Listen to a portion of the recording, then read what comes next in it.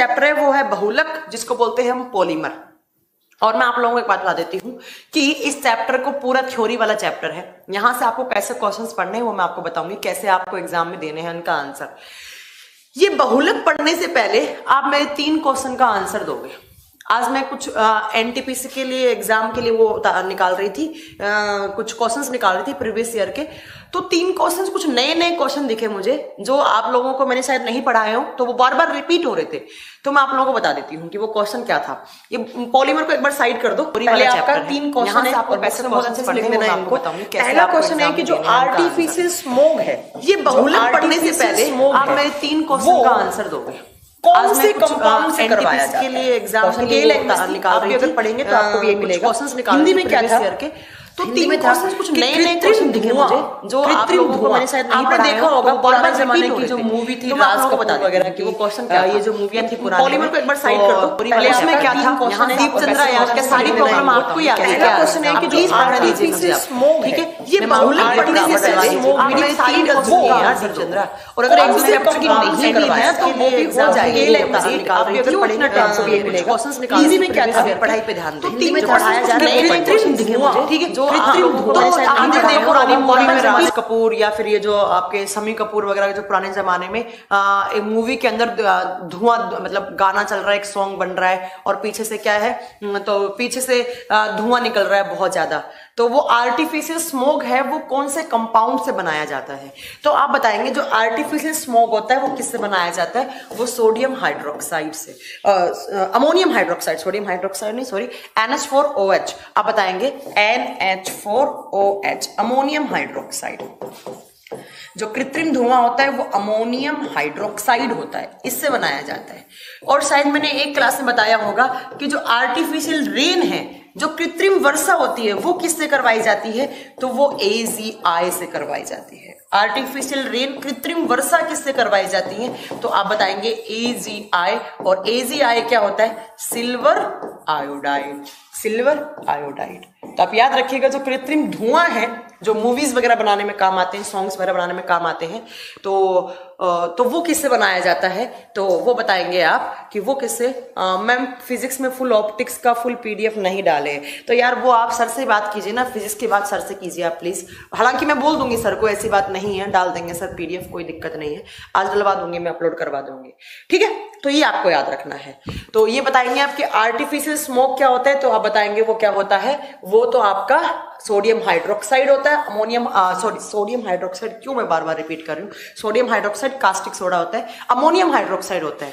और आर्टिफिशियल जो रेन होते हैं वो क्या होते हैं? सिल्वर आयोडाइड होता है, ठीक है। अच्छा, एक आपने देखा होगा मूवीज में या जो आप डेली जो सीरियल्स देखते हैं, बहुत सारे आंसू आते हैं जिसको क्रोकोडाइल टीयर्स बोलते हैं, आप मगरमच्छ के आंसू, है ना।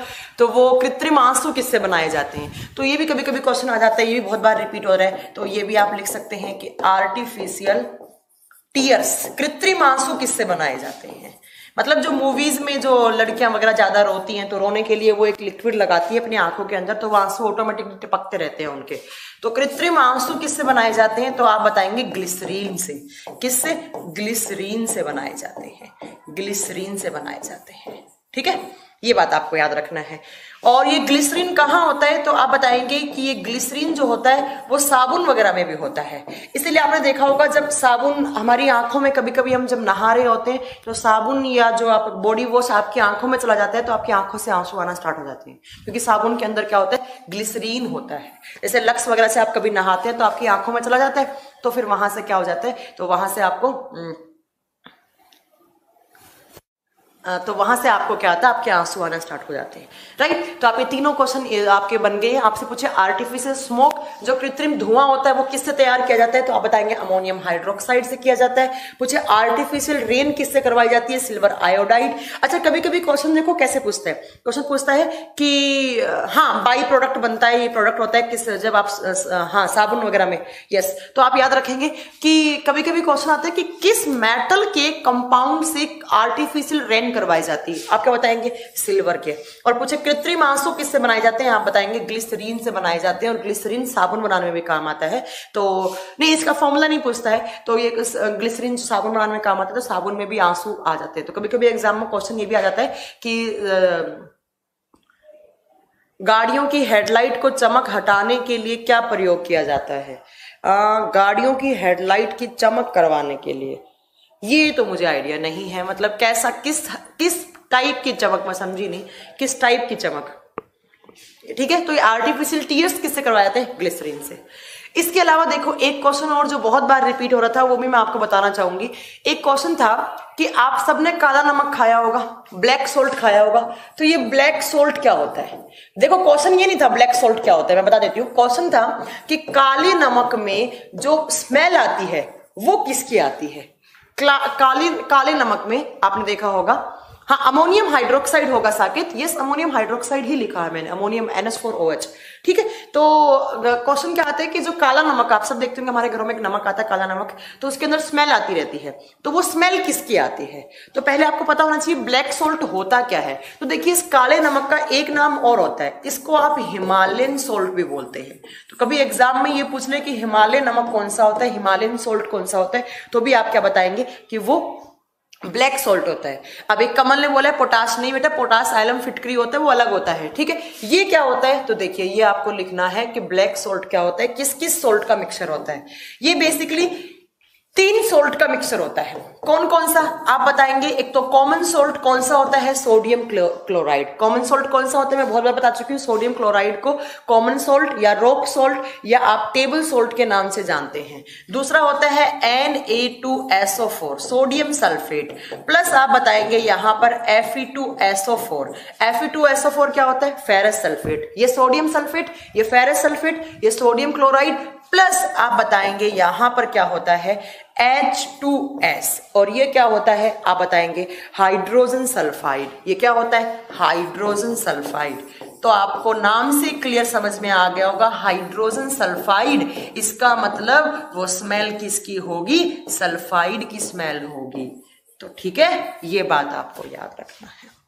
हाँ, सल्फाइड मतलब, या सर ऑप्शन में सल्फर भी हो सकता है, तो यहाँ ऑब्लिक लगा के आप सल्फर भी लिख सकते हैं कि वो स्मेल किसकी होती है? सल्फर या सल्फाइड की होती है। क्लियर? आप बताएंगे कि काले नमक को हिमालय नमक भी कहते हैं या हिमालयन सोल्ट भी बोलते हैं, और हिमालयन सोल्ट को डबल सोल्ट कहा जाता है। देखो डबल सोल्ट क्या होता है? जिसके अंदर 2 या 2 से ज्यादा सोल्ट हो। देखो यहाँ पर एक फेरस सल्फेट हो गया, सोडियम सल्फेट हो गया, सोडियम क्लोराइड हो गया, प्लस H2S हो गया।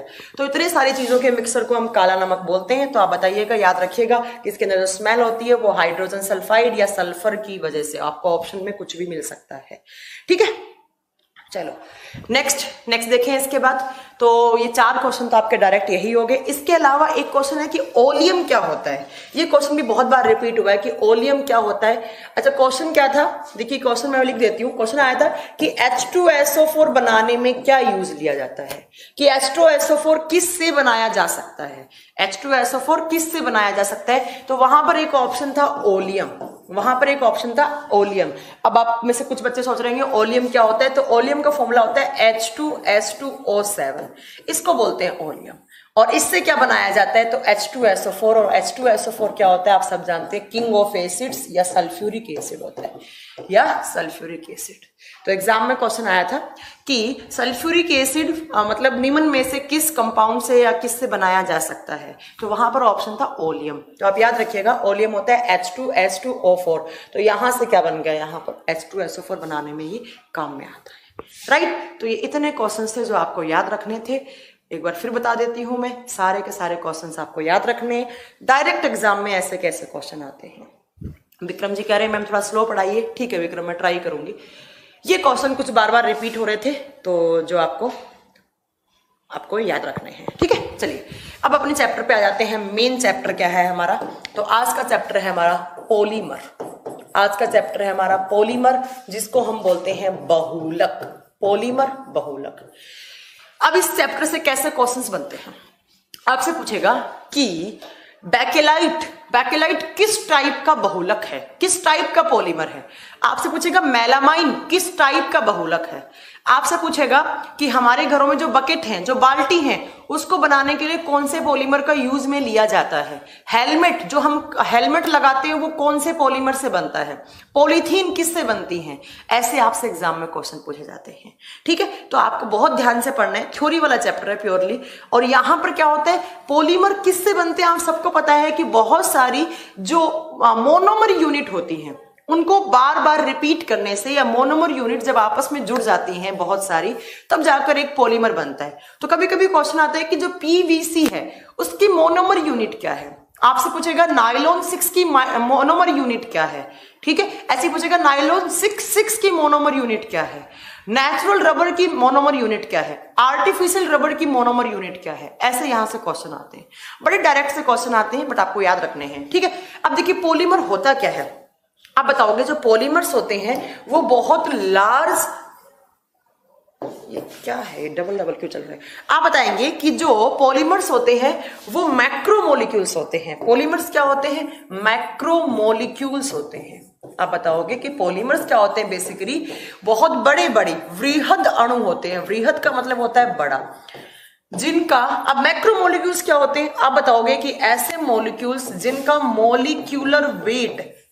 मोलिक्यूलर वेट आणविक भार कितना हो, तो आप बताएंगे 10 की पावर 3 से लेकर 10 की पावर 7 U डाल्टन, इसको डाल्टन लिखा जाता है। ऐसे मॉलिक्यूल, ऐसे अणु जिनका आणविक भार 10 की पावर 3 से 10 की पावर 7 U डाल्टन हो, इतने बड़े बड़े पार्टिकल्स को हम क्या बोलते हैं, उनको हम मैक्रोमोलिक्यूल्स। और मैक्रोमोलिक्यूल्स से ही क्या बनता है, हमारा पॉलीमर बनता है। पॉलीमर बेसिकली होता क्या है, ऐसा कोई मॉलिक्यूल जिसका मोलिकुलर वेट को हिंदी में लिखेंगे हम आणविक भार, जिनके मॉलिक्यूल्स का वेट, आणविक भार 10 की पावर 3 से 10 की पावर 7 U डाल्टन के बीच में हो, उसको हम पॉलीमर बोलते हैं। अब ये पॉलीमर बनते किससे हैं, तो ये पॉलीमर क्या होते हैं, बहुत सारी मोनोमर यूनिट से बनते हैं। बहुत सारी मोनोमर यूनिट से। मोनोमर क्या होती हैं, तो एक लक, कहने का मतलब है कोई भी एक पॉलीमर बोला आपने तो इसको, उस पॉलीमर की स्मॉलेस्ट यूनिट को क्या बोलेंगे हम, मोनोमर। तो आपसे एग्जाम में क्वेश्चन पूछ सकता है कि पॉलीमर की स्मॉलेस्ट यूनिट क्या होती है, या सबसे छोटी इकाई क्या होती है। आप क्या बताएंगे, monomer is the smallest unit of polymer. एकलक, बहुलक की सबसे छोटी इकाई है। यस सुभाजित घोष, प्लीज, मैं बताऊंगी, ओके है ना। ठीक है, आपका क्वेश्चन जो भी मैं बताऊंगी क्लास के बाद। तो आप याद रखिएगा पॉलीमर किसको बोलेंगे, एक ऐसी स्ट्रक्चर जिसका मॉलिक्यूलर वेट 10 की पावर 3 से लेकर 10 की पावर 7 U डाल्टन के बीच में हो। और ये मॉलिक्यूलर वेट इतना ज्यादा क्यों आता है, क्योंकि इसमें बहुत सारी मोनोमर यूनिट आपस में जुड़ जाती हैं। और मोनोमर यूनिट क्या होती हैं, तो पॉलीमर की स्मॉलेस्ट यूनिट को ही हम क्या बोलते हैं, आपको बताना है मोनोमर। नहीं समझ में आया, मैं एक एग्जांपल देती हूँ। मैंने आपको बोला कि हमारे बॉडी में प्रोटीन होते हैं, और वहीं पर मैंने आपको एक अगला सेंटेंस क्या बोला था, अगला सेंटेंस मैंने बोला कि प्रोटीन्स किससे बनते हैं। तो मैंने बताया था प्रोटीन बहुत सारी अमाइनो एसिड यूनिट के जुड़ने से प्रोटीन बनते हैं, है ना। बताया मैंने कहा था प्रोटीन में बहुत सारी अमीनो अम्ल की छोटी छोटी इकाइयां होती हैं, वो आपस में पेप्टाइड बॉन्ड के थ्रू जुड़ती हैं और वो क्या बना देती हैं, तो वो प्रोटीन बना देती हैं। तो प्रोटीन क्या हो गया, एक प्रोटीन एक पॉलीमर हो गया, ये एक पॉलीमर है। और इसकी स्मॉलेस्ट यूनिट क्या है, तो प्रोटीन किससे बनते हैं मैम अमाइनो एसिड। मैंने ए लिखा है, अमाइनो एसिड। अब एक अमाइनो एसिड दूसरे अमाइनो एसिड के साथ जुड़ा, दूसरा तीसरे के साथ जुड़ा, तीसरा चौथे के साथ जुड़ा, ऐसे बहुत सारे अमाइनो एसिड आपस में कौन से बॉन्ड के थ्रू, ये मैं आपको पहले ही पढ़ा चुकी हूं, पेप्टाइड बॉन्ड के थ्रू, पेप्टाइड बंध के थ्रू बहुत सारे अमीनो अम्ल आपस में जुड़कर क्या बनाते हैं, प्रोटीन। तो यहां पर प्रोटीन क्या हो गया, एक पॉलीमर हो गया, एक बहुलक हो गया।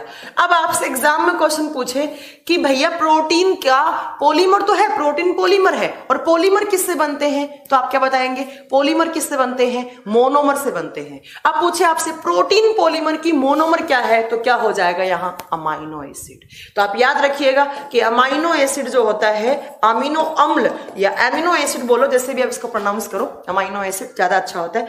अमीनो अम्ल किसकी? ये होती है मोनोमर यूनिट, और मोनोमर का मतलब क्या है? एक लग। तो कहने का मतलब है मैम, जब बहुत सारे मोनोमर यूनिट जुड़ते हैं तो एक पॉलीमर बनाते हैं। लाइक जैसे बहुत सारे अमाइनो एसिड आपस में पेप्टाइड बॉन्ड के थ्रू जुड़ेंगे तो वो एक प्रोटीन बनाएंगे। तो प्रोटीन क्या हो गया? एक पॉलीमर हो गया। ठीक है, चलिए नेक्स्ट।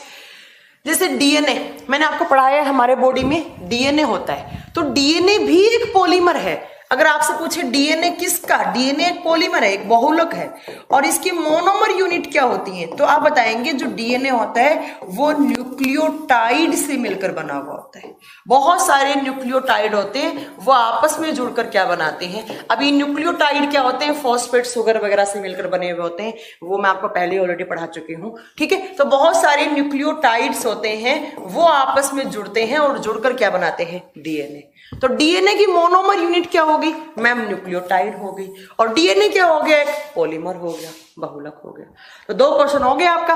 प्रोटीन पॉलीमर है, इसकी monomer unit amino acid, DNA भी एक पॉलीमर है, बहुलक है, और इसकी एकलक इकाई न्यूक्लियोटाइड। ठीक है, तो ये आपको क्लियर करना है। तो एक आपको डेफिनेशन समझ में आ गई कि पॉलीमर्स बहुत बड़े बड़े लार्ज मॉलिक्यूल्स होते हैं जिनका मॉलिक्यूलर वेट बहुत ज्यादा होता है। और क्यों होता है? क्योंकि वो बहुत सारी सिंगल यूनिट से मिलकर बना हुआ होता है, और उसी सिंगल यूनिट को हम क्या बोलते हैं? मोनोमर बोलते हैं।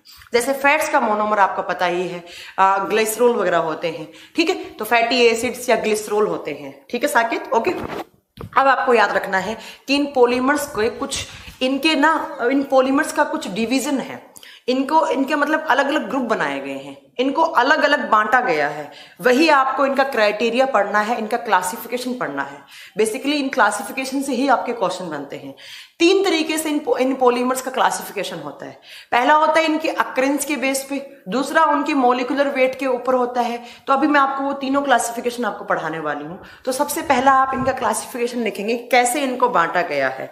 तो आप बताएंगे सबसे पहला आप इनका टाइप्स लिख सकते हैं या क्लासिफिकेशन। तो सबसे पहले लिखिए टाइप्स ऑफ पॉलीमर, बहुलक के प्रकार।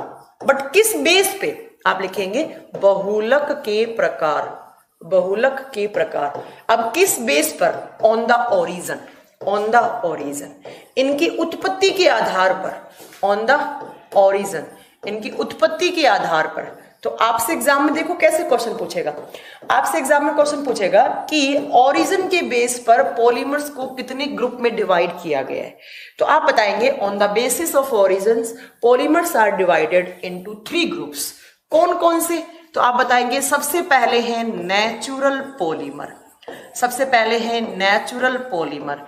हिंदी में इसको बोलते हैं हम प्राकृतिक बहुलक, हिंदी में इसका नाम होता है प्राकृतिक बहुलक। दूसरा आता है सेमी सिंथेटिक, दूसरा आता है semi synthetic polymer, semi synthetic. Hindi में बोलेंगे इसको अर्ध संश्लेषित, अर्ध संश्लेषित, मतलब जो नेचुरल और आर्टिफिशियल दोनों का मिक्सचर हो।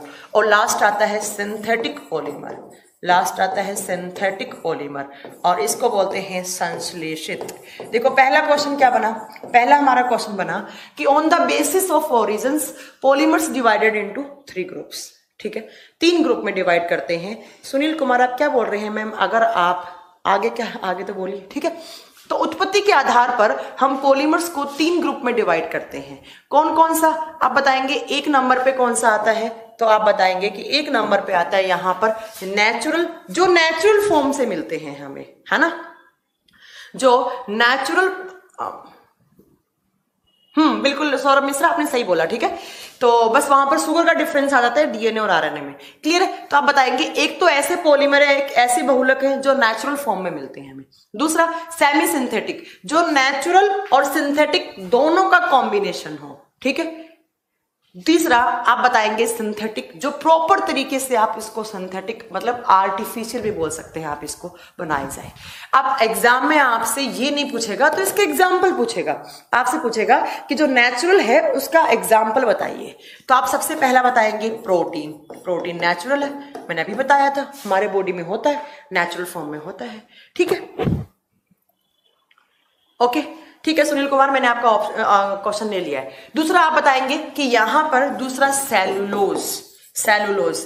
और मैंने आपको बताया था सेलुलोज कहाँ होता है, प्लांट की सेल वॉल में होता है, और प्लांट क्या होते हैं, लिविंग, मतलब नेचुरल है। तो सेलुलोज भी क्या है, एक प्राकृतिक बहुलक है। उसके अलावा नेक्स्ट बताएंगे आप स्टार्च, और स्टार्च भी कहाँ पाया जाता है, आप सब बताएंगे कि स्टार्च कहाँ पाया जाता है, प्लांट की जड़ों में पाया जाता है, प्लांट का रिजर्व फूड होता है। उसके अलावा बताएंगे आप नेचुरल रबड़, जो रबड़ मिलता है हमें नेचुरल फॉर्म में, नेचुरल रबड़, प्राकृतिक रबड़। और प्राकृतिक रबड़ की मोनोमर यूनिट या प्राकृतिक रबड़ का नाम क्या होता है, थोड़ा नीचे कर दूं वरना बच्चों को दिखेगा। हाँ, तो प्राकृतिक रबड़ को बोलते हैं, आप बताएंगे आइसोप्रीन। क्या बताएंगे, आइसोप्रीन। एक होता है नियोप्रीन, आप यहां पर आइसोप्रीन नाम याद रखेंगे। तो ये चारों क्या है, ये किसके एग्जाम्पल है, आप बताएंगे ये चारों नेचुरल पॉलीमर के एग्जाम्पल हैं जो नेचुरल फॉर्म में मिलते हैं। कैसे, अभी मैंने बताया कि प्रोटीन किसका बहुलक होता है, अमाइनो एसिड। ऐसे ही सेलुलोज हमें मिलता है, जैसे कॉटन वगैरह के प्लांट से ज्यादा मिलता है, ठीक है, वो आप याद रखेंगे। स्टार्च, ग्लूकोज की बहुत सारी मोनोमर यूनिट जुड़कर आपस में स्टार्च बनाती हैं। ऐसे ही नेचुरल रबड़ किसका बहुलक होता है, आइसोप्रीन, ठीक है, जिसको आइसोप्रीन भी आप नाम करके बोलते हैं। ये चारों किसके एग्जाम्पल हैं, आप बताएंगे ये नेचुरल पॉलीमर के एग्जाम्पल हैं। नेक्स्ट चलना है हमें सेमी सिंथेटिक। सेमी सिंथेटिक क्या होता है, जो नेचुरल और सिंथेटिक दोनों का मिक्सचर हो, ठीक है। अब इसके एग्जाम्पल ये बहुत ही ज्यादा इंपॉर्टेंट है, दोनों एग्जाम्पल, दो ही एग्जाम्पल आते हैं यहां पर, और दोनों ही आपको याद रखना है, ठीक है। सबसे पहला यहां पर आता है सेलुलोज एसीटेट, पहला आता है सेलुलोज एसीटेट। पहला एग्जांपल लिखेंगे यहां पर सेलुलोज एसीटेट। देखो सेलुलोज क्या है, नेचुरल है, एसीटेट क्या होता है, तो आपका सिंथेटिक होता है, तो दोनों का मिक्सर बन गया, तो सेमी सिंथेटिक हो गया। दूसरा इसका एग्जांपल, 1 नंबर यहां दे दो, 2 नंबर यहां दे दो। 2 नंबर पे यहां पर आता है सेलुलोज नाइट्रेट, सेलुलोज नाइट्रेट। ये दोनों भी पॉलीमर है, बट कैसे हैं, ये दोनों सेमी सिंथेटिक है, ये दोनों सेमी सिंथेटिक है, ये आपको याद रखना है। अब आइए सिंथेटिक पे। सिंथेटिक के एग्जांपल तो बहुत सारे हैं। पहला लिख लो नाइलॉन 6, पहला लिख लो नाइलॉन 6, दूसरा लिख लो नाइलॉन 66, नाइलॉन 66। तीसरा आप लिख सकते हैं यहां पर टेरिलीन, टेरिलीन। चौथा आप लिख सकते हैं पीवीसी, पॉलीविनाइल क्लोराइड। पांचवा आप यहां पे लिख सकते हैं, यहां पर था नेचुरल रबड़, बट यहां पर क्या आएगा, आर्टिफिशियल रबड़, कृत्रिम तरीके से बनाया गया रबड़। और नाम क्या होता है उसको, आप बताएंगे नियोप्रीन, नियोप्रीन। ये दोनों एग्जाम में पूछे जाते हैं, मैं इसको अलग पेन से दिखा देती हूं, याद रखिएगा। नेचुरल रबड़ आइसोप्रीन होता है, आर्टिफिशियल रबड़ नियोप्रीन होता है। ये किसका एग्जाम्पल है, सिंथेटिक का। ये किसका एग्जाम्पल है, ये नेचुरल का है। हो गया, अरे रुक जाओ यार कमल, रुक तो जाओ। हाँ, टेफ्लॉन भी यहीं आ जाएगा, मेलामाइन भी यहीं आ जाएगा। अभी आप ये कॉमन सा एग्जाम्पल 4 याद रखो, ठीक है। तो ये आपका पहला क्लासिफिकेशन था पॉलीमर का, बट किसके बेस पर, on the basis of origin, इनकी उत्पत्ति के आधार पर। एक जो नेचुरल फॉर्म में है, एक जो दोनों का कॉम्बिनेशन है, एक आर्टिफिशियल। इनके एग्जाम्पल याद रखिएगा, आइसोप्रीन यहां आता है, नियोप्रीन यहां आता है, ठीक है। अरे रुक जाओ यार, बेकेलाइट भी इसी में आएगा, सिंथेटिक ही होता है, ठीक है। चंदन कुमार, तुम लोग यार आगे बहुत चलते हो यार, ठीक है। चलिए इतना आप याद रखेंगे। अब चलो नेक्स्ट क्लासिफिकेशन। ये तो ओरिजिन की उत्पत्ति के आधार पर हो गया। नेक्स्ट आप बोलेंगे on the basis of structure, on the basis of structure, इनकी स्ट्रक्चर के आधार पर, on the basis of structure. यहां से भी कुछ क्वेश्चन बन जाते हैं। संरचना के आधार पर, इनकी संरचना कैसी है, संरचना के आधार पर आपसे पूछा जाएगा कि on the basis of structures polymers are divided into 3 groups. आप बताएंगे 3 ग्रुप में इसको डिवाइड किया जाता है। हाँ गौरव तंवर, रेयन भी वहीं आएगा, आगे की डिटेल में पढ़ाऊंगी मैं आपको, इसलिए मैंने 3-4 एग्जाम्पल लिखा, ठीक है। चलिए तो नेक्स्ट आप याद रखेंगे कि on the basis of structure, ये STR मतलब स्ट्रक्चर है, संरचना के आधार पर भी इनको 3 ग्रुप में डिवाइड किया गया है। कौन कौन सा, सबसे पहला है लीनियर पॉलीमर, हिंदी में इसको बोलेंगे रेखित बहुलक, लीनियर पॉलीमर, जो लीनियर फॉर्म में हो, लीनियर। दूसरा आता है ब्रांच्ड, जो ब्रांच की फॉर्म में हो, और हिंदी में इसको बोलते हैं शाखित बहुलक, जो ब्रांचेस की फॉर्म में हो। और नेक्स्ट आता है लिंकेज, लिंकेज के फॉर्म में हो, जिनके मॉलिक्यूल्स के बीच में लिंकेज हो, कोई भी लिंकेज, वो डिपेंड करता है कौन सी। या आप लिख सकते हैं इसको क्रॉस लिंक्ड पॉलीमर, आप इसका दूसरा नाम लिख सकते हैं क्रॉस लिंक्ड पॉलीमर। हिंदी में इसका नाम थोड़ा सा अलग होता है, त्रियक बंधक बहुलक, त्रियक बंधक बहुलक। ठीक है, ये 12th क्लास में आपने पढ़ा होगा, 12th क्लास की एनसीईआरटी में खोल के देखोगे, उसी को मैं आपको पढ़ा रही हूं, उसके अलावा कुछ नहीं पढ़ा रही हूं मैं आपको। तो ये 3 पॉलीमर्स हैं जिनका क्लासिफिकेशन किया गया है, किस बेसिस पर? On the basis of structure, कि इनके बीच में कैसी स्ट्रक्चर है। एक तो लीनियर, जो ऐसे लीनियर फॉर्म में होते हैं, ऐसे लीनियर फॉर्म में, जो बिल्कुल एकदम लीनियर फॉर्म में हो उसको बोलते हैं लीनियर पॉलीमर। जो ब्रांच्ड की फॉर्म में हो, जैसे ऐसे, जिसमें बहुत सारे मॉलिक्यूल्स होते हैं, जो ब्रांच की फॉर्म में हो। और क्रॉस लिंक्ड वाले, इनके बीच में लिंकेज होती है, ऐसे ऐसे लिंकेज हो, इनको कहा जाता है क्रॉस लिंक्ड पॉलीमर या क्रॉस लिंकेज पॉलीमर। ठीक है, ये आपको याद रखना है। अब इनके एग्जाम्पल पूछे जाएंगे आपसे कि एग्जाम्पल बताओ लीनियर पॉलीमर के, ब्रांच्ड पॉलीमर के या लिंकेज पॉलीमर के। तो इनके एग्जाम्पल आपको थोड़ा डिटेल में याद रखिएगा, नाम इनका। ठीक है, सबसे पहला यहां पर इसका एग्जाम्पल में क्या आएगा, आप बताएंगे हाई डेंसिटी वाली पॉलीथीन, हाई डेंसिटी वाली पॉलीथीन, हाई डेंसिटी पॉलीथीन, ऐसी पॉलीथीन जिसका घनत्व बहुत ज्यादा हो। और जो हाँ, हाई डेंसिटी पॉलीथीन मतलब जिससे हार्ड प्लास्टिक बनाया जाता है, आप लिख सकते हैं जिससे हार्ड प्लास्टिक, जैसे टॉयज वगैरह, बाल्टी वगैरह बनाई जाए, हार्ड प्लास्टिक। अब बताएंगे कि यहां पर क्या आती है, सबसे ज्यादा घनत्व वाली या उच्च घनत्व वाली पॉलीथीन, जिससे हम क्या बनाते हैं, बहुत कठोर प्लास्टिक या हार्ड प्लास्टिक बनाते हैं। अब बात आती है यहां पर, इसका एग्जाम्पल कौन सा है, आप बताएंगे low density polythene, low density polythene, कम घनत्व वाली पॉलीथीन। और इनसे क्या बनाया जाता है, आप बताएंगे इनसे पॉलीबैग वगैरह बनाए जाते हैं। जो आप पॉलीथीन के बैग वगैरह लाते हैं तो उनकी डेंसिटी क्या होती है, लो। और वो किस टाइप का पॉलीमर है, आप बताएंगे वो ब्रांच्ड पॉलीमर है। किस टाइप का पॉलीमर है, वो ब्रांच्ड पॉलीमर है, जिससे पॉलीबैग वगैरह बनाए जाते हैं। अब आता है लिंकेज वाला कौन सा है, और मैं इसको स्टार करके लिख रही हूं, ये एग्जाम में बहुत बार पूछे जाते हैं। ठीक है, ये सबसे स्ट्रॉन्ग होते हैं। इसका एग्जाम्पल पहला आप लिखेंगे मेलामाइन, पहला एग्जाम्पल कौन सा है, मेलामाइन। दूसरा एग्जाम्पल आप लिखेंगे यहां पर बेकेलाइट, दूसरा एग्जाम्पल बेकेलाइट, जो आगे मैं आपको पढ़ाऊंगी, बेकेलाइट। और दूसरा कौन सा हो गया, मेलामाइन।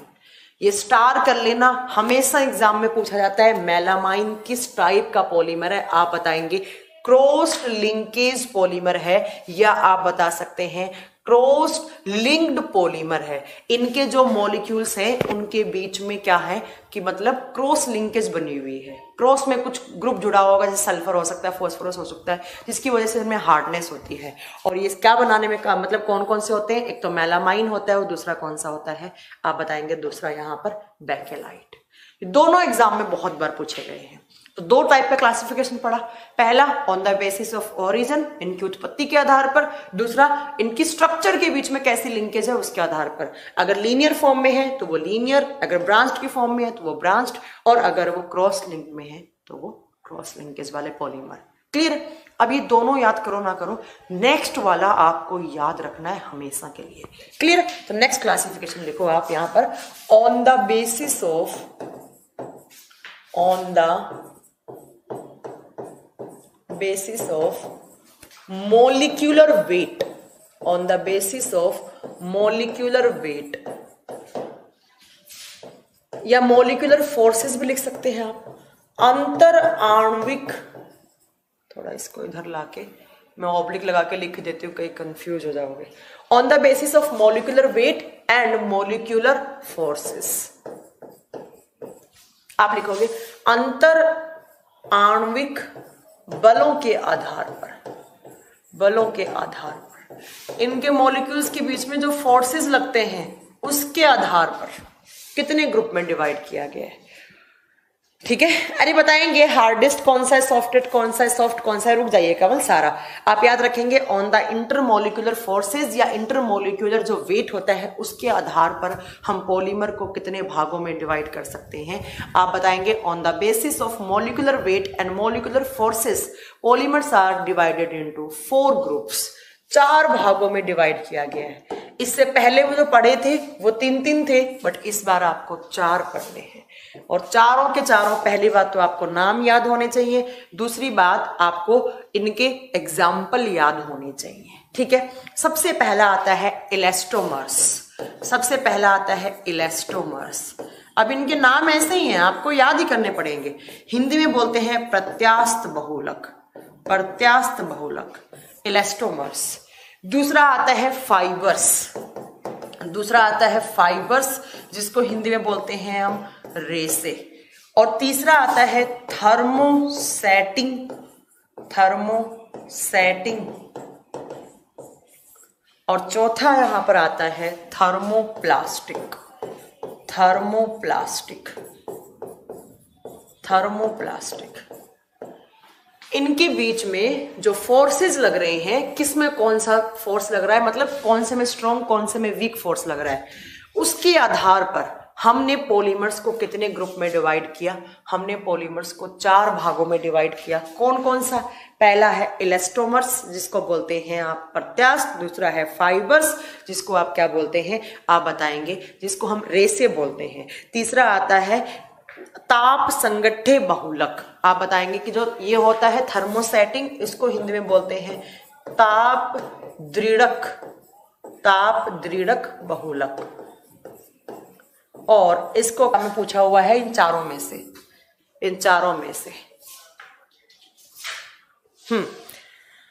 अब देखो, अब मैंने जब ये बात लिखवाई आपको तो सबसे वीक कौन सा है, इसको सॉफ्ट या वीकेस्ट बोल सकते हैं आप। तो आपको पता होगा वीकेस्ट क्यों बना, क्योंकि इसके जो पॉलीमर्स हैं उसके अंदर जो मोनोमर यूनिट है उसके अंदर सबसे वीक फोर्सेस लग रहे होंगे, है ना। तो वीक फोर्सेस वाले कौन से हो जाएंगे? इलास्टोमर्स। तो इसके नीचे आप एक पॉइंट लिखेंगे, इलास्टोमर्स के नीचे आप लिखेंगे इंटरमोलिकुलर फोर्सेस आर वीकेस्ट, लिखेंगे intermolecular, intermolecular forces are weakest. अंतर आणविक बल सबसे कमजोर होते हैं। यहां पर अंतर आणविक बल कमजोर या दुर्बल होते हैं, कमजोर होते हैं। इसी लाइन से याद हो गया सबसे कम फोर्स वाले मॉलिक्यूल्स कौन से होंगे यहां पर, और सबसे ज्यादा वाले कौन से होंगे आप बताएंगे, वो थर्मोसेटिंग में होते हैं। ठीक है। अब दूसरा, इनको लचीले बहुलक कहा जाता है। लचीले तो आप समझते ही होंगे ना, लचीला मतलब होता है ना, कोई भी चीज लचीला चीज होती है, वैसे लचीले बहुलक इनको नाम दिया जाता है। ठीक है। अब बात आती है कि इनके एग्जाम्पल कौन कौन से होते हैं। आप इलास्टोमर के एग्जाम्पल तो हमेशा एग्जाम में आते हैं, मैं अलग पेन से लिख रही हूं, हमेशा पूछा जाता है इसके एग्जाम्पल। आप बताएंगे इसके कौन कौन से एग्जाम्पल है, कौन कौन से उदाहरण है। पहला है बूना एन, BUNA, आगे पढ़ाएंगे हम बूना एन। दूसरा आप लिखेंगे बूना एस, और तीसरा आप लिखेंगे नियोप्रीन। और नियोप्रीन कैसा रबड़ होता है तो आप बताएंगे नियोप्रीन, तो आपको अभी पढ़ाया था मैंने, नियोप्रीन कौन सा है? सिंथेटिक रबड़ है। तो ये तीनों एग्जाम्पल किसका है तो आप बताएंगे ये तीनों एग्जाम्पल किस में आते हैं? इंटरमोलिकुलर फोर्सेस में आते हैं, इंटरमोलिकुलर फोर्सेस में आते हैं। Buna N, buna S, neoprene जिसको बोलते हैं हम सिंथेटिक रबड़। ये सब कैसे किस टाइप के बहुलक होते हैं तो आप बताएंगे कि ये किस टाइप के? इलास्टोमर्स टाइप के होते हैं, जो लचीले होते हैं और जिनके बीच में जो फोर्सेस लगते हैं वो सबसे वीकेस्ट लगते हैं, सबसे कमजोर लगते हैं। ठीक है। चलिए नेक्स्ट है फाइबर्स। नेक्स्ट आया हमारा फाइबर्स। इसको थोड़ा सा मैं इधर लिख दूं क्योंकि यहां पर मेरे पास स्पेस नहीं है। फाइबर्स में आप क्या बताएंगे कि जो इंटरमोलिकुलर फोर्स होते हैं वो स्ट्रॉन्ग लगते हैं। आप बताएंगे इसके अंदर जो क्या हो गया है इस बोर्ड को, यहां पर इसमें आप याद रखेंगे कि intermolecular forces, intermolecular forces are strongest, are strongest. और हिंदी में कैसे याद रखेंगे? इनके अंतर आणविक बल बहुत ज्यादा स्ट्रॉन्ग होते हैं, इनके अंतर आणविक बल बहुत ज्यादा स्ट्रॉन्ग होते हैं।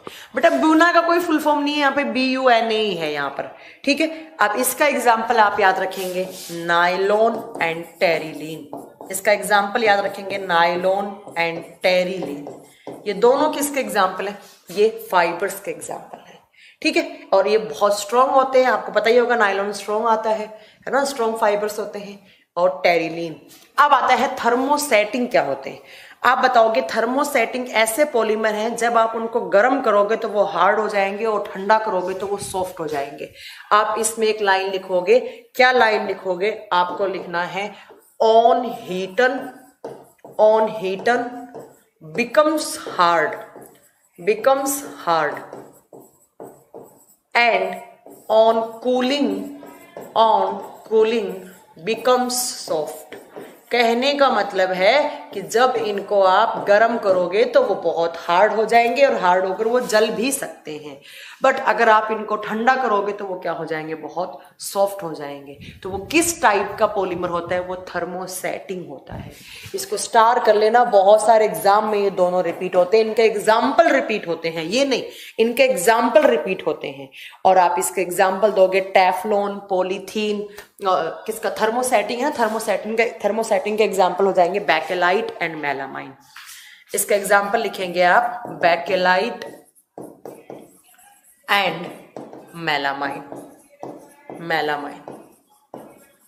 ठीक है। आप याद रखेंगे जिनको गर्म करने पर हार्ड और जिनको ठंडा करने पर सॉफ्ट बनाया जा सके वो किस टाइप के बहुलक है? वो ताप दृढ़क बहुलक है, थर्मोसेटिंग है। और इसके एग्जाम्पल आप बताएंगे बेकेलाइट एंड मेलामाइन। एग्जाम्पल क्या बताएंगे? Bakelite and melamine. और इनका आप साइज और आकार नहीं बदल सकते हैं, इनको अगर ज्यादा गर्म किया ये जल जाएंगे, ठीक है। ज्यादा अमाउंट पर अगर आपने इसको हीट किया तो ये जल जाएंगे। अब आता है नेक्स्ट इसका ऑपोजिट कौन सा? तो आप बताएंगे थर्मोप्लास्टिक। कौन सा बचा आपका? थर्मोप्लास्टिक। इसमें लिखेंगे आप on Heaton becomes soft and on cooling becomes hard। कहने का मतलब है इनको अगर गर्म करोगे तो वो क्या हो जाएंगे? सॉफ्ट हो जाएंगे, मुलायम हो जाएंगे, और जब इनको ठंडा करोगे तो वो क्या हो जाएंगे? हार्ड हो जाएंगे।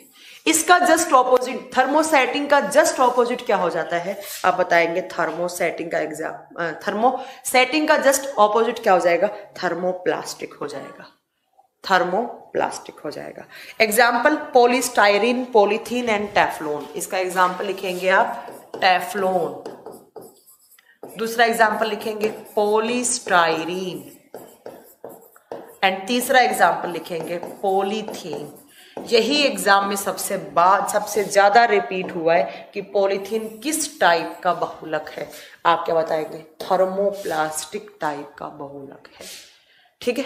यह आपको याद रखना है। याद रखेंगे? एक बार फिर रिपीट करूं मैं। पॉलीमर्स को हमने 3 तरीके से हमने पॉलीमर का क्लासिफिकेशन पढ़ा। कैसे पढ़ा? तो देखो, सबसे पहला पढ़ा on the basis of origin, मतलब उनकी उत्पत्ति के आधार पर कैसे हो सकते हैं।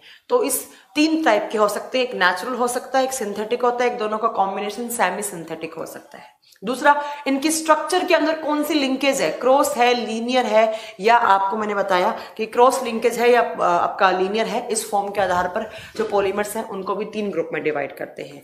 अगर लीनियर है तो वो लीनियर पॉलीमर, अगर ब्रांच के फॉर्म में तो वो ब्रांच्ड हो जाएंगे, और अगर लिंकेज की फॉर्म में है, क्रॉस लिंक बनी हुई है उनके बीच में, मॉलिक्यूल्स के बीच में, तो वो ब्रांच लिंकेज हो जाएंगे, ठीक है। उसके अलावा तीसरा कौन सा आता है? तो तीसरा मैंने बताया on the basis of molecular forces. कहने का मतलब उनके जो मॉलिक्यूल्स हैं उसके बीच में जो फोर्स लग रहे हैं उनके आधार पर हमने पॉलीमर को कितने ग्रुप में डिवाइड किया? तो उनके आधार पर हमने पॉलीमर को 4 ग्रुप में डिवाइड किया। कौन कौन सा? पहला इलास्टोमर्स सबसे लचीले होते हैं, सबसे सॉफ्ट होते हैं। कहने का मतलब इनके बीच में मॉलिक्यूलर फोर्सेस सबसे वीक लगते हैं, अंतराण्विक बल सबसे कमजोर होते हैं। Example Buena N, Buena S, neoprene क्या बताया था मैंने? सिंथेटिक रबर बताया था। ठीक है, दूसरा आता है फाइबर्स, और फाइबर्स जिनके इंटरमोलिकुलर फोर्सेज होते हैं वो स्ट्रॉन्ग लगते हैं। Example nylon, terylene. थर्मोसेटिंग, जब इनको गर्म करोगे हार्ड हो जाएंगे, ठंडा करोगे सॉफ्ट हो जाएंगे, उनको बोलेंगे बेकेलाइट या मेलामाइन। इसका जस्ट ऑपोजिट थर्मोसेटिंग, जब गर्म करोगे तो वो क्या हो जाएंगे सॉफ्ट, और ठंडा करोगे तो वो क्या बन जाएंगे हार्ड। एग्जाम्पल पॉलीथीन, और पॉलीथीन को स्टार कर लो, एक बेकेलाइट को स्टार कर लो। दोनों एग्जाम में पूछे जाते हैं। ठीक है, दोनों के दोनों एग्जाम में पूछे जाते हैं। ये आपका पॉलीमर का क्लासिफिकेशन था जो क्लास 12th का था, 12वीं क्लास के एनसीईआरटी में। डिट्टो आपको सेम मिलेगा, मैंने वहीं से आपको पढ़ाया है। ठीक है, अब बात आती है एक एक करके आपको पॉलीमर पढ़ने हैं। नवीन कुमार माथुरी, थोड़ा वेट तो करो यार, तुम लोग इतना आगे क्यों चलते हो। अब आपको एक एक करके पॉलीमर पढ़ने हैं। कौन सा पॉलीमर किसका बहुलक है। सबसे पहला आप लिखेंगे पॉलीथीन, सबसे पहला लिखेंगे आप पॉलीथीन। ठीक है, 1 नंबर का पॉलीथीन सबसे पहला है आपका पॉलीथीन। अब देखो आपसे एग्जाम में कैसे क्वेश्चन पूछेगा, पॉलीथीन किसका बहुलक होता है। तो पॉलीथीन क्या है, पॉलीमर है, और पॉलीमर किससे बनता है, मोनोमर यूनिट के रिपीट होने से बनता है। तो अब आपसे पूछेगा कि पॉलीथीन की मोनोमर यूनिट क्या है, तो आप क्या बताएंगे, इसकी मोनोमर यूनिट 1 लक इकाई। 1 लक क्या होता है इसका मोनोमर क्या होता है, आप क्या बताएंगे। देखो यहां पर पोली का मतलब ज्यादा, इथीन, बहुत ज्यादा इथीन जब जुड़ जाती है आपस में तो वो पॉलीथीन बनाती हैं। तो इसका बहुलक क्या हो जाएगा, इथीन हो जाएगा, जिसका फॉर्मूला आप सब जानते हैं C2H2, जिसका फॉर्मूला क्या होता है C2H4, H2 नहीं, C2H4 पॉलीथीन। ठीक है, तो जब पॉलीथीन, जब बहुत सारी इथीन है, जब उनको बहुत ज्यादा प्रेशर दोगे, बहुत ज्यादा टेम्परेचर दोगे, तो सारी की सारी जो मोनोमर यूनिट है वो आपस में आकर जुड़ जाती है और वो क्या बनाती है, वो पॉलीथीन बनाती है। पॉलीथीन 2 टाइप की होती है, एक होती है लो डेंसिटी वाली, एक होती है हाई डेंसिटी वाली। लो डेंसिटी जिसका एग्जाम्पल हो सकता है, आप जो पॉली बैग वगैरह लाते हैं वो लो डेंसिटी वाली होती है। हाई डेंसिटी वाली कौन सी होती है, जिनसे बकेट वगैरह बनाते हैं, बाल्टी वगैरह ये सब बनते हैं, उनको बोलते हैं हाई डेंसिटी वाली। आपसे एग्जाम में पूछेगा पॉलीथीन कैसा बहुलक है, थोड़ी देर पहले मैंने बताया था इसका एग्जाम्पल। इसकी मोनोमर यूनिट क्या है, आप बताओगे ethane. Ethane is the monomer unit of polythene. जब बहुत सारे इथेन को हाई टेम्परेचर और हाई प्रेशर देंगे तो वो क्या बनाएगा, वो पॉलीथीन बनाएगा। तो एक बात आपको ये याद रखनी है। दूसरा आप बताएंगे, दूसरा पॉलीमर यहां पर आता है पॉलीविनाइल क्लोराइड, PVC। दूसरा आता है PVC, फुल फॉर्म होता है उसका पॉलीविनाइल क्लोराइड। अच्छा, हिंदी में सेम नाम है, कोई अलग नाम नहीं है, तो प्लीज आप इंग्लिश में नोट कर ले, कोई दिक्कत नहीं है, सेम नाम हिंदी में। आपसे पूछेगा कि PVC का मोनोमर क्या है, PVC का बहुलक, PVC एक बहुलक है तो उसका मोनोमर क्या है। आप बताएंगे कि जो PVC है वो विनाइल क्लोराइड का बहुलक होता है। विनाइल क्लोराइड, VINYL और क्लोराइड। विनाइल क्लोराइड की जब बहुत सारी यूनिट आपस में जुड़ती हैं तो वो PVC बनाती हैं, पॉलीविनाइल क्लोराइड बनाती हैं। अब बात आती है विनाइल क्लोराइड का फॉर्मूला क्या होता है। कभी कभी ये आपसे फॉर्मूले की फॉर्म में दिया हुआ होगा, CH2 डबल बॉन्ड CH और एक क्लोरीन ग्रुप, और यहां पर आप लिख सकते हैं N यूनिट। N यूनिट मतलब आपस में जुड़ गई तो उसने क्या बना दिया, PVC बना दिया। पोली बताना पड़ेगा। ठीक है, अब बात आती है क्या बनाने में काम आता है। देखो पॉलीथीन क्या बनाने में काम आ रहा था, लो डेंसिटी वाली पॉली बैग बनाने में काम आ रही थी। हाई डेंसिटी वाली जैसे डस्टबिन हो गया, बोतल हो गया, ये सब हाई डेंसिटी पॉलीथीन से बनती है। ठीक है, बट ये बात आती है कि PVC से क्या बनता है। आप सबने सुना होगा PVC के पाइप्स आते हैं, तो इनका यूज लिखो, इसका यूज क्या हो गया, तो आप इसका यूज लिखेंगे क्या बनाने में, पाइप्स बनाने में। PVC पाइप्स आते हैं ना, आप सबने सुना होगा, या रेनकोट बनाए जाते हैं इससे। अब देखो एग्जाम में कैसे क्वेश्चन पूछेगा, रेनकोट किस टाइप का पॉलीमर है, PVC। रेनकोट को बनाने में कौन सा मोनोमर यूनिट काम में आता है, विनाइल क्लोराइड। ये 3 टाइप के क्वेश्चन बनते हैं, इससे ज्यादा आपको कुछ याद नहीं लिखना है। ठीक है, नेक्स्ट है 3 नंबर पर टेफ्लॉन। तीसरा है आपका टेफ्लॉन। सेम नाम हिंदी में है, मैं फिर रिपीट कर रही हूं, कुछ अलग नाम नहीं है, हिंदी में सेम है। अब आपसे पूछेगा टेफ्लॉन किसका बहुलक होता है। आप बताओगे टेफ्लॉन की जो मोनोमर यूनिट होती है टेट्राफ्लूरोइथेन। टेट्राफ्लूरोइथेन, इसका जो 1 लक है वो क्या होता है, टेट्रा फ्लूरो इथेन।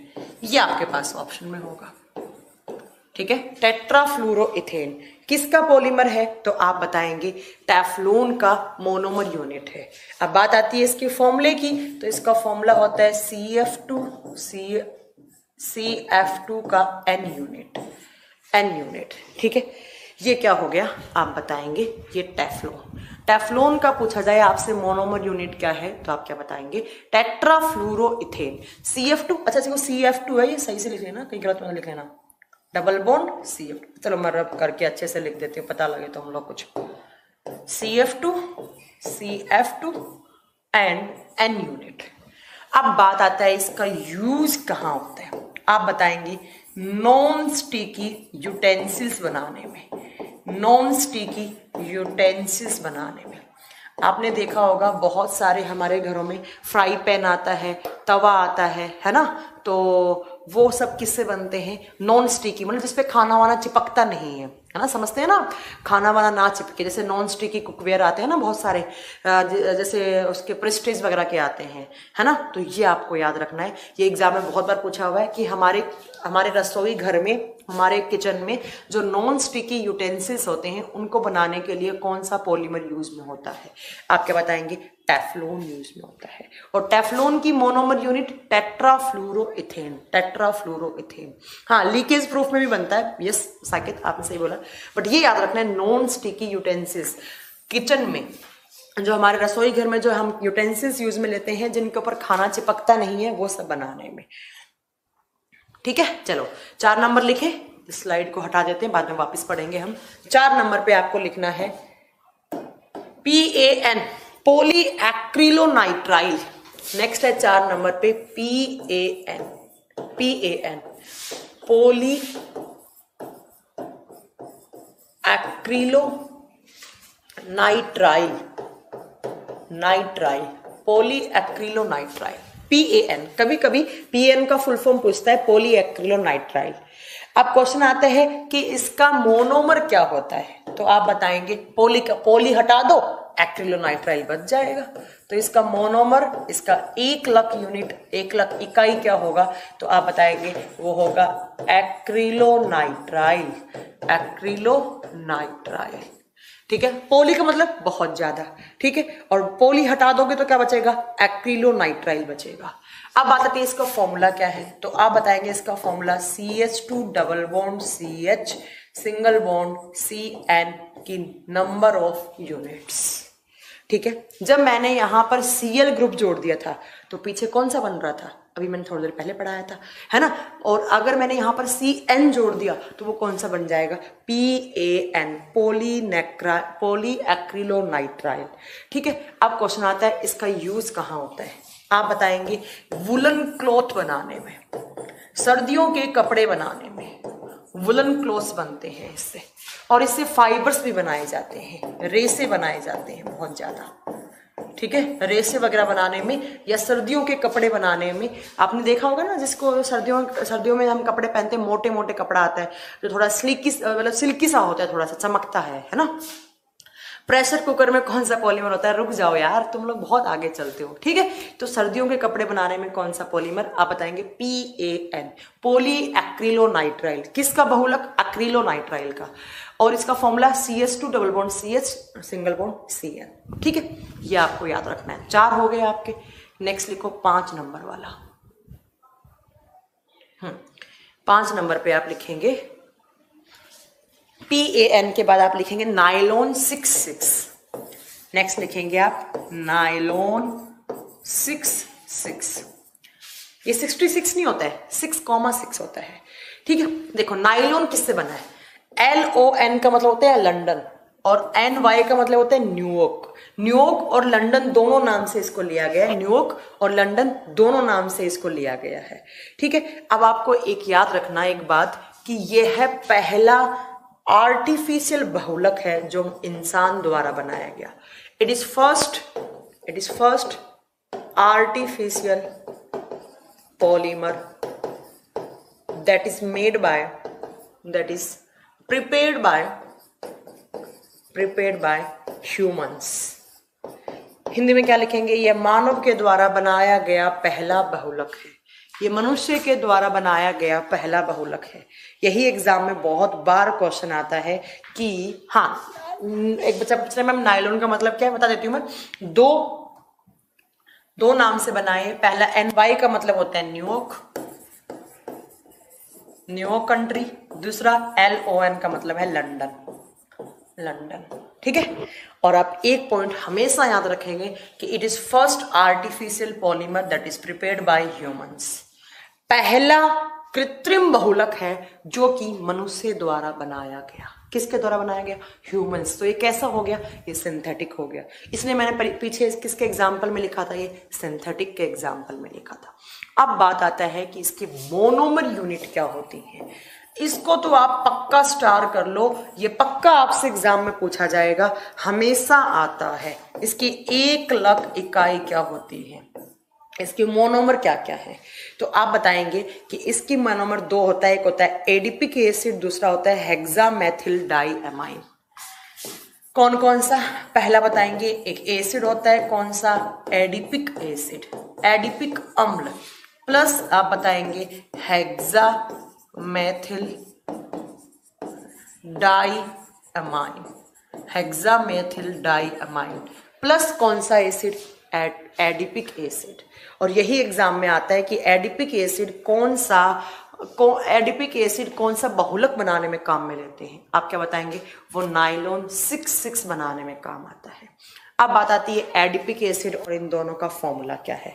आप बताएंगे एडिपिक एसिड का फॉर्मूला होता है COOH, CH2 का 4 और COOH। ये होता है आपका एडिपिक एसिड का फॉर्मूला। ठीक है। उसके अलावा दूसरा आप बताएंगे, यहां पर अगर आपसे हेक्सामेथिल डाइअमाइन का फॉर्मूला पूछा जाता है तो NH2 CH2 का 4, NH2 CH2 का 6 और NH2, हेक्सा है ना, 6 होगा, और NH2। ये किसका फॉर्मूला है? हेक्सामेथिल डाइअमाइन का। ठीक है। अब बात आती है कि ये क्या काम आता है, इसका यूज क्या होता है। आप बताओगे टायर बनाने में काम आता है, टायर्स बनाने में काम आते हैं। दूसरा आप बताएंगे जो ब्रश होता है, ब्रश तो आप सब समझते होंगे, ब्रश बनाने में काम आता है। ठीक है। और ये कपड़े बनाने में भी काम आता है, क्लॉथ वगैरह भी बनाए जाते हैं, नायलॉन के कपड़े आते हैं। कितने पॉइंट याद रखेंगे? नायलॉन 2 कंट्री के नाम से बना है, न्यूयॉर्क एंड लंदन। सबसे पहला आर्टिफिशियल पॉलीमर है जो इंसानों द्वारा बनाया गया। किस किस मोनोमर यूनिट से? एडिपिक अम्ल। एडिपिक अम्ल का फॉर्मूला, ये थोड़ा सा डबल पेन चल गया यहाँ पे, फॉर्मूला सही है, ये पेन 2 बार चल गया, मैं एक बार रिपीट कर देती हूँ। कार्बोक्सिलिक ग्रुप COOH, CH2 का 4 एंड COOH। ये क्या होता है? तो आप बताएंगे एडिपिक एसिड। NH2 ये 2 है, सही कर लेना इसको। ठीक है। 2 CH2 हेक्सा 6 लग जाएगा और NH2। इसको क्या बोलते हैं हम? इन दोनों मिलकर हम क्या बना सकते हैं? नाइलॉन 6 बना सकते हैं। नेक्स्ट आता है नाइलॉन 6। वो नाइलॉन 6 था, अब है नाइलॉन 6। ये भी बहुत बार पूछा हुआ एग्जाम में कि नाइलॉन 6 किसका बहुलक था, और अब नाइलॉन 6। हाँ, पर इसका आता है, इसका फॉर्मूला, इसका मोनोमर यूनिट आप बताएंगे। इसका 1 लाख इकाई क्या होता है? कैप्रोलैक्टम। इसका मोनोमर, इसका 1 लाख क्या होता है? तो आप बताएंगे कैप्रोलैक्टम, कैप्रोलैक्टम। ये तो बहुत बार पूछा हुआ एग्जाम में, बहुत बार पूछा हुआ है। अरे पॉलिस्टर बताएंगे यार, रुक जाओ सूरज कुमार, क्यों आगे चल रहे हो? कैप्रोलैक्टम। आप बता दी कैप्रोलैक्टर का फॉर्मूला क्या होता है। वैसे मैं बता देती हूँ, इनके फॉर्मूले आपसे नहीं पूछा जाएगा, बट अगर कभी पूछ ले तो भैया याद, बाद में बोलोगे मैम ने कुछ करवाया नहीं था, आप इसका फॉर्मूला लिख सकते हो अगर बनाओगे तो। CH2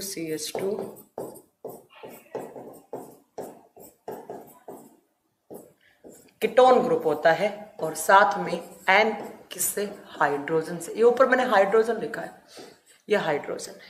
ये कैप्रोलैक्टम का फॉर्मूला होता है। ठीक है। और नायलॉन 6 क्या बनाने में काम आता है? आप बताएंगे रोप्स बनाने में, रस्सियां बनाने में, रस्सी बनाने में। रस्सी समझते ही होंगे आप सब, रस्सियां बनाने में। ठीक है, याद रखिएगा, नायलॉन 6 से टायर बना सकते हैं, कपड़े बना सकते हैं, फाइबर्स वगैरह बना सकते हैं, बट आप याद रखिए नायलॉन 6 से रोप्स या रस्सियां बनाई जाती हैं। नायलॉन 6 किस किस का पॉलीमर था? आपका एडिपिक एसिड प्लस हेक्सामेथिल डाइएमाइन का। बट नायलॉन 6 किसका होता है? कैप्रोलैक्टम। ये बहुत बार पूछा हुआ, इन दोनों में कंफ्यूज रहता है बच्चा, इसीलिए इन दोनों को आपको अलग अलग पढ़ना है, याद रखना है। ठीक है, नायलॉन 6 एंड नायलॉन 6। बट देखो एग्जाम में पूछे कि पहला सिंथेटिक पॉलीमर कौन सा था या आर्टिफिशियल पॉलीमर कौन सा था, आपको कंफ्यूज करने के लिए नायलॉन 6 भी होगा, नायलॉन 6 भी होगा, या नायलॉन भी होगा। आप कौन सा सही करेंगे? नायलॉन 6 सही करेंगे। ठीक है, नेक्स्ट चले। नेक्स्ट इसके बाद आप याद रखेंगे अगला टेरिलीन या डेक्रोन जिसको बोलते हैं। टेरिलीन या आप जिसको डेक्रोन बोलते हैं, डेक्रोन, या आप इसका नाम कॉमन लैंग्वेज में पॉलिस्टर बोलते हैं। क्या बोलते हैं? पॉलिस्टर। किसी भी नाम से पूछ सकता है। ठीक है, कुछ मेरे को एक बच्चा पूछ रहा था, सूरज कुमार मैम पॉलिस्टर क्या होता है? आ गया सूरज कुमार। पॉलिस्टर का दूसरा नाम डेक्रोन भी होता है, टेरिलीन भी होता है। आपसे किसी भी नाम से एग्जाम में पूछा जा सकता है। ठीक है, अब बात आती है कि इसका मोनोमर क्या होता है। आप बताएंगे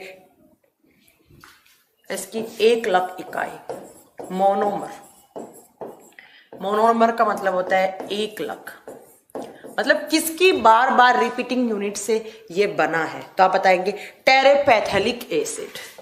ये ध्यान से सुनिएगा, टेरेपैथेलिक एसिड, टेरेपैथेलिक अम्ल। क्वेश्चन आता है कि टेरेपैथेलिक एसिड कौन सा पॉलीमर बनाने में काम आता है। आप बताएंगे डेक्रोन या पॉलिस्टर, या आप बता सकते हैं इसको क्या बोल सकते हैं हम, टेरिलीन भी बोल सकते हैं। इसके अलावा इस पर एथिलीन प्लस ग्लाइकोल भी यूज होता है। एथिलीन प्लस ग्लाइकोल, ग्लिसरीन नहीं है, ये ग्लाइकोल है, ये बनाने में काम आता है। ठीक है, हाँ, अब बात आती है कि ये कहां पर काम आता है, ये सबसे ज्यादा इंपॉर्टेंट है। बाकी तो आपसे इतना नहीं पूछा जाएगा कि टेरेपैथेलिक एसिड का फॉर्मूला क्या होता है। अगर आपको लिखना ही भी है तो फॉर्मूला मैं बता सकती हूँ, बना सकती हूँ। कुछ ऐसा आपका फॉर्मूला होगा, इसका कार्बोक्सिलिक ग्रुप दोनों साइड जुड़े हुए होंगे, COOH, ये इसका फॉर्मूला है। किसका? तो टेरेपैथेलिक अम्ल का।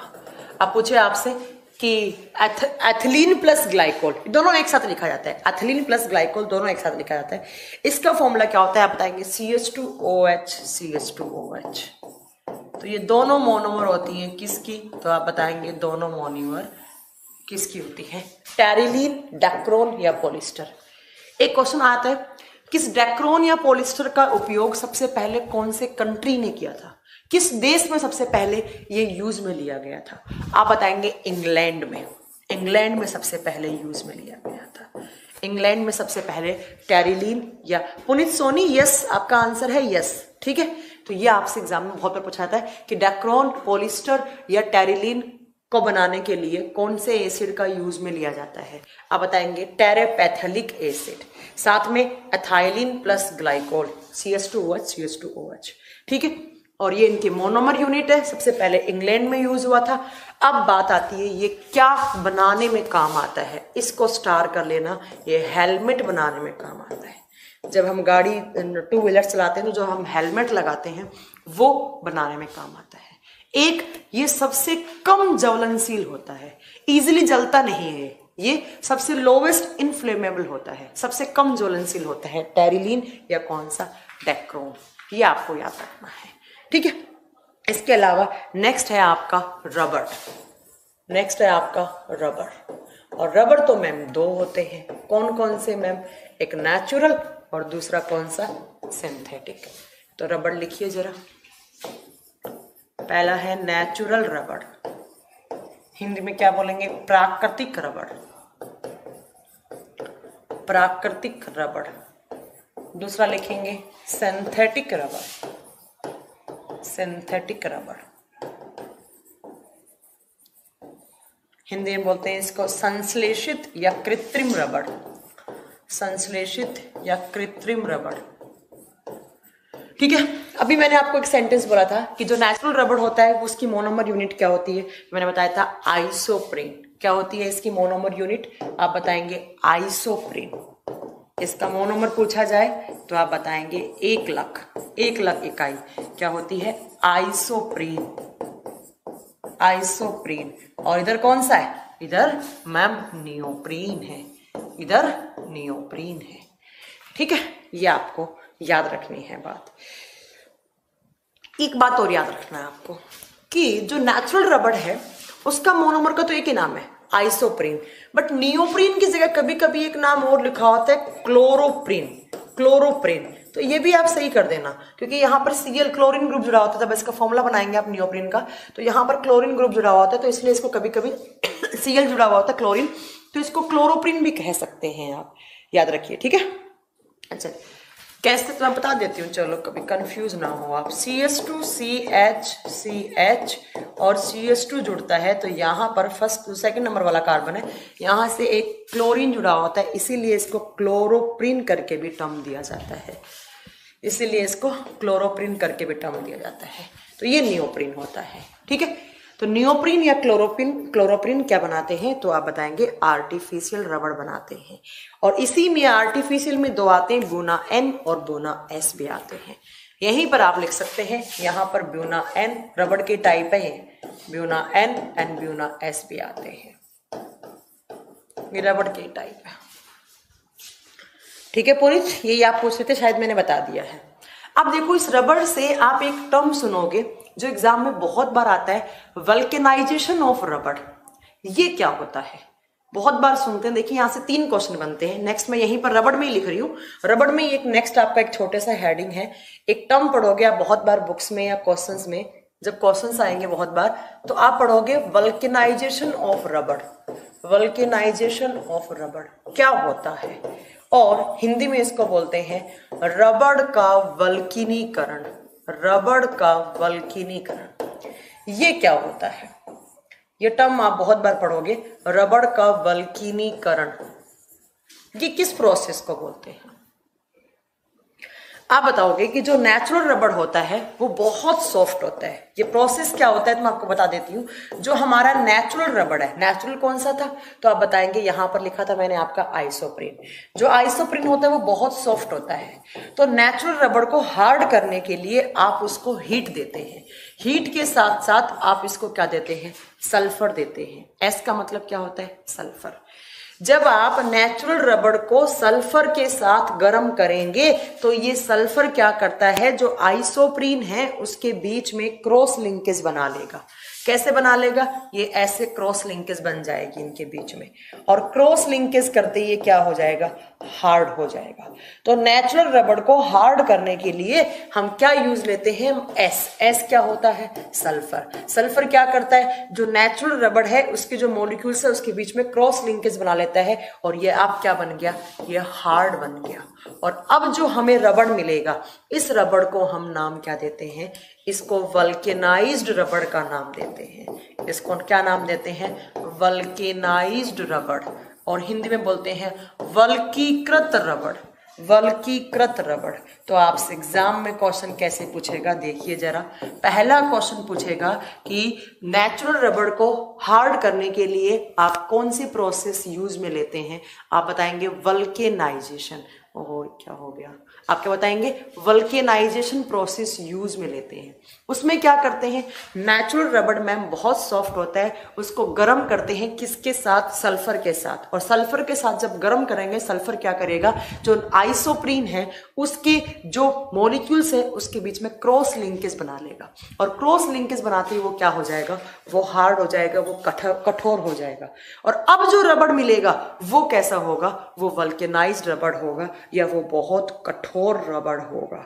अब देखो एग्जाम में क्वेश्चन आता है कि ये स्टार कर लेना, पक्का मिलेगा आपको ये क्वेश्चन एग्जाम में। क्या क्वेश्चन आता है कि जो वल्केनाइज्ड रबड़ है उसके अंदर सल्फर का अमाउंट कितना % होता है, आप बताओगे। वल्केनाइज्ड रबड़ के अंदर सल्फर 3 से 5% होता है। ये क्वेश्चन बहुत बार पूछा हुआ है, कितना % सल्फर इस रबड़ के अंदर। ये तो नेचुरल था, इसको गर्म किया आपने, हीट दिया, किसके साथ? सल्फर के साथ। क्या बन गया वो? हार्ड। तो इस हार्ड रबड़ को नाम क्या दिया मैंने? वल्केनाइज्ड रबड़। इसके अंदर कितना अमाउंट सल्फर का है? 3 से 5% इसमें क्या होता है? सल्फर। और ये कहाँ काम आता है? तो ये काम आता है ऑटो व्हीकल्स के टायर बनाने में।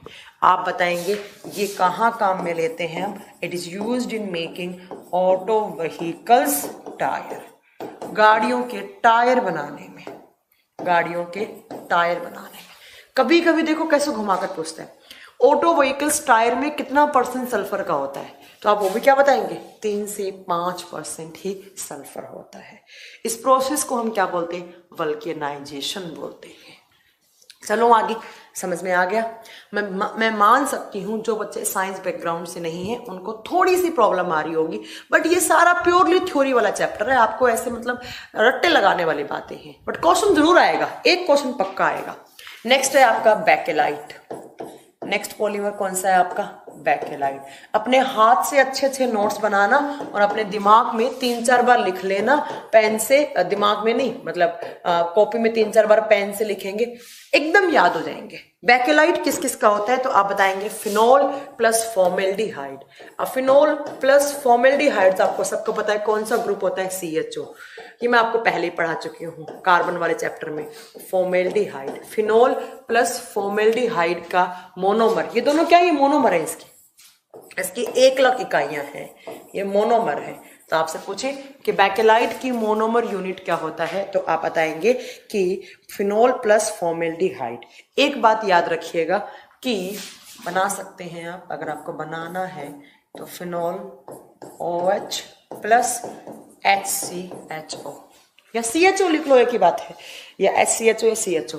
एक बात याद रखिएगा, ये सबसे पुराना संश्लेषित, ये सबसे पुराना है, सबसे पुराना पॉलीमर है ये।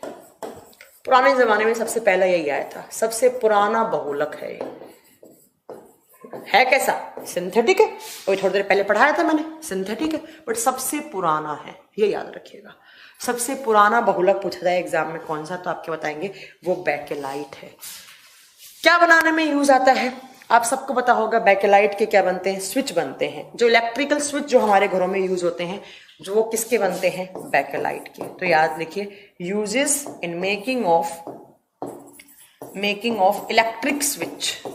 जो हमारे घरों में इलेक्ट्रिक बटन है वो किसके बनते हैं? बेकेलाइट के बनते हैं। Electric switch. और एक पॉइंट और याद रखना, जो हमारे घरों में किचन में जो हम बर्तन यूज करते हैं तो उनके ऊपर जो हैंडल बना हुआ होता है, तो ये यूटेंसिल्स के हैंडल बनाने में भी काम आते हैं।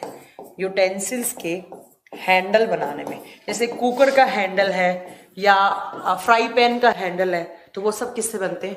वो सब बेकेलाइट से बनते हैं। और बेकेलाइट किस किस का मोनोमर होता है? आप बताएंगे, पहला आप बताएंगे फिनोल, दूसरा फॉर्मेल्डिहाइड HCHO।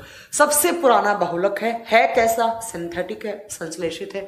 हमारे घरों में जो इलेक्ट्रिक स्विच है वो किसका है? बेकेलाइट का बना हुआ है, ठीक है। और हमारे घरों में जो हम किचन में जो सामान यूज करते हैं जिनका जो हैंडल होता है, वो हैंडल किसका बना होता है? तो वो भी बेकेलाइट का बना हुआ होता है। क्लियर? नेक्स्ट चलो, इसके बाद नेक्स्ट आता है मेलामाइन, जो मैं बहुत देर से कर रही थी। मेलामाइन है ना, मेलामाइन के तो बर्तन आते हैं, आप सबको पता होगा। अनब्रेकेबल क्रॉकरी आती है ना, मेलामाइन आते हैं ना, पानी पीने वाले ग्लास। ये किस किस का होता है? आप बताएंगे मेलामाइन प्लस फॉर्मेल्डिहाइड। इसकी मोनोमर क्या क्या हो सकती हैं? आप बताएंगे इसकी मोनोमर होती हैं मेलामाइन प्लस फॉर्मेल्डिहाइड, वही HCHO को बोलते हैं आप फॉर्मेल्डिहाइड। और ये क्या बनाने में काम आता है? Unbreakable crockery. हमारे घरों में हम ऐसी क्रॉकरी लेकर आते हैं, ऐसे सामान लेकर आते हैं जो टूटता नहीं है ना। जैसे ग्लास नहीं आते हैं, ना वो प्लास्टिक के हैं ना वो लोहे के हैं, है ना, वो वाले, ठीक है। तो वो भी आपको याद रखना है कि अनब्रेकेबल क्रॉकरी किससे बनती है? मेलामाइन से। नेक्स्ट आप लिखेंगे स्टार्च। ये तो आपको सबको पता होगा, है ना, स्टार्च। स्टार्च भी कैसा है, स्टार्च एक नेचुरल पॉलीमर होता है। और बताएंगे किस किस का है, तो यहाँ पर ग्लूकोज ही होता है, बट किस फॉर्म में होता है आप बताएंगे। पहला आप बताएंगे अमाइलेज प्लस अमाइलोपैक्टीन और ये दोनों किससे बनते हैं, ये दोनों ग्लूकोज से बनते हैं। इसलिए मैंने थोड़ी देर पहले बोला था कि कभी कभी एग्जाम में लिखा हुआ आ सकता है कि स्टार्च की मोनोमर यूनिट क्या है। आप ग्लूकोज भी कर सकते हैं या आप बताओगे स्टार्च की मोनोमर यूनिट अमाइलेज एंड अमाइलोपैक्टीन होता है, ठीक है। और इसके अलावा स्टार्च कहाँ यूज होता है, तो हम जो कैप्सूल खाते हैं, हम गोली खाते हैं ना, टैबलेट खाते हैं, उसके बाहर एक कवरिंग मेम्ब्रेन से बनी हुई होती है, वो किसकी बनी होती है, वो स्टार्च की बनी हुई होती है, ठीक है। नेक्स्ट आप लिखेंगे विस्कोस, ये भी बहुत बार पूछा हुआ है। विस्कोस किसका पॉलीमर है, विस्कोस हिंदी में वस्कोज लिखा जाता है, इसको वस्कोज, इसको स्टार कर लेना, ये पूछा हुआ क्वेश्चन है, ठीक है। ये इसकी मोनोमर क्या होती है, तो आप बताएंगे सेलुलोज। इसकी मोनोमर क्या होती है, सेलुलोज। इसका यूज होता है पैरासूट बनाने में। पैरासूट तो आप सब समझते होंगे, है ना। तो पैरासूट बनाने में कौन सा पॉलीमर यूज होता है, विस्कोस। उसकी मोनोमर यूनिट क्या है, सेलुलोज। ये क्या है, मोनोमर, कहने का मतलब 1,00,000 इकाई है किसकी, तो विस्कोस की। नेक्स्ट है आपका आर्टिफिशियल सिल्क, ये नेक्स्ट नहीं है, लास्ट है इसका। आर्टिफिशियल सिल्क, सिल्क के कपड़े आते हैं ना, कृत्रिम सिल्क किसका बहुलक है, क्वेश्चन आता है। कृत्रिम सिल्क की मोनोमर यूनिट का नाम बताइए। आप बताएंगे आर्टिफिशियल सिल्क, जिसको आप रेयोन भी, इसको रेयोन करके भी टर्म दिया जाता है, आप रेयोन भी बोल सकते हैं। इसकी मोनोमर यूनिट, इसकी 1 इकाई जेलेटिन का नहीं होता है बेटा साकेत, वो स्टार्च का होता है, ठीक है। इसकी मोनोमर यूनिट क्या होती है, सेलुलोज। देखो सेलुलोज की विस्कोस की भी होती है और आप बताएंगे आर्टिफिशियल सिल्क की भी होती है। इसका काम फाइबर्स बनाने में, कपड़े वाले फाइबर्स बनाने में, ठीक है। इसका काम क्लॉथ बनाने में, कपड़े बनाने में। क्वेश्चन बहुत बार आता है, आर्टिफिशियल सिल्क को दूसरा नाम क्या होता है, आप बताएंगे रेयोन। और ये किसका बहुलक है, एक ही चीज का, किसका, सेलुलोज। इसकी मोनोमर यूनिट क्या है, तो क्या बताएंगे आप, इसकी मोनोमर यूनिट सेलुलोज होती है। क्या होती है, सेलुलोज, ठीक है। इतने आपको पॉलीमर पढ़ने थे, इससे ज्यादा कोई आपका क्वेश्चन नहीं बचेगा, सारे क्वेश्चन इसमें से आ गए हैं। एक बार फिर रिपीट करूं, अगर ज्यादा कुछ नहीं याद कर सकते तो मैं आपको बता देती हूं कि आपको याद क्या क्या करना है। पहली बात मैम, पॉलीमर होते क्या है। मैंने कहा पॉलीमर बहुत लार्ज चेन को, बहुत सारे मॉलिक्यूल्स हैं जो बहुत बड़े बड़े मॉलिक्यूल्स हैं, जो मैक्रो मॉलिक्यूल्स हैं, और वो किससे मिलकर बने हुए, माइक्रो मॉलिक्यूल से। और इन्हें माइक्रो मॉलिक्यूल को हम नाम क्या देते हैं, तो उनको हम मोनोमर या 1,00,000 इकाई का नाम देते हैं। बहुत सारी मोनोमर यूनिट जब आपस में जुड़ जाते हैं, बार बार रिपीट होकर आपस में जुड़ जाती है, तो उसको पॉलीमर करके टर्म देते हैं। तो आप नेक्स्ट पॉइंट में याद रखेंगे, जैसे प्रोटीन भी एक पॉलीमर है, किस किस का, अमीनो अम्ल का। कौन सी चेन, तो पेप्टाइड बॉन्ड से। यस, मैं रिपीट ही कर रही हूँ, प्लीज ध्यान से सुन लीजिए, मैं रिपीट ही कर रही हूँ। डीएनए भी एक पॉलीमर है, किसका, न्यूक्लियोटाइड्स का। न्यूक्लियोटाइड्स के अंदर शुगर होता है, फॉस्फेट ग्रुप होता है, आपको इतना वो नहीं पढ़ना है, ठीक है।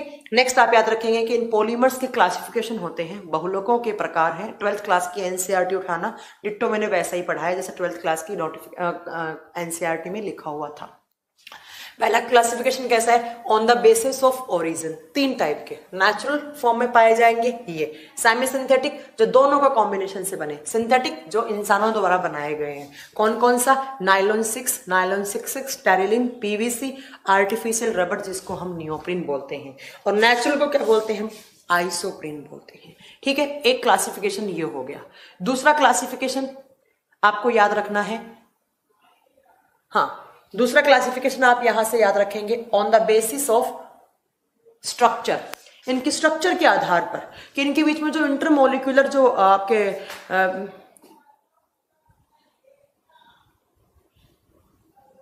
वो बेटा अलॉय होता है, नवनीत, वो अलॉय होता है, ठीक है।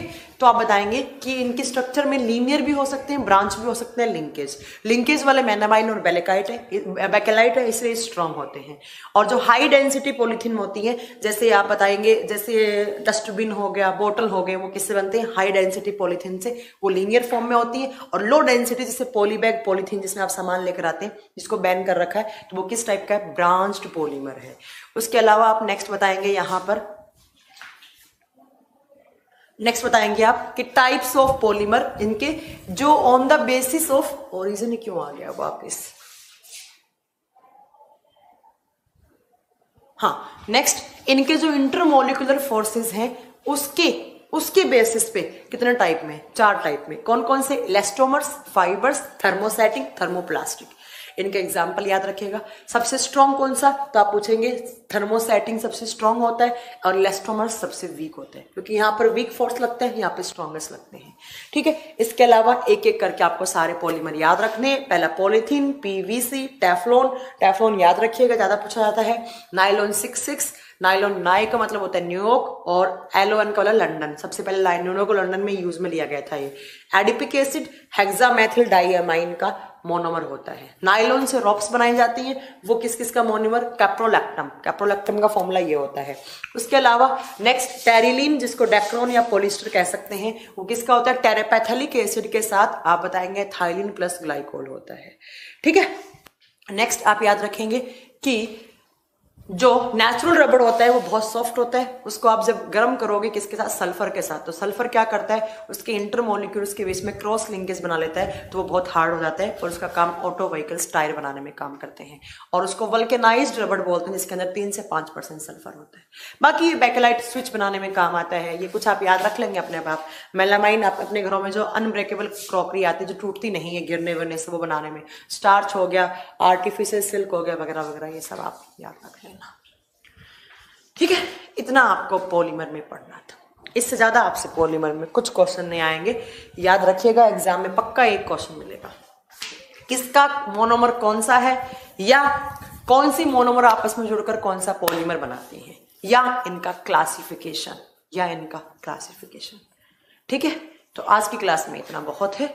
कल अपन पढ़ेंगे, कल क्या पढ़ेंगे हम देखते हैं।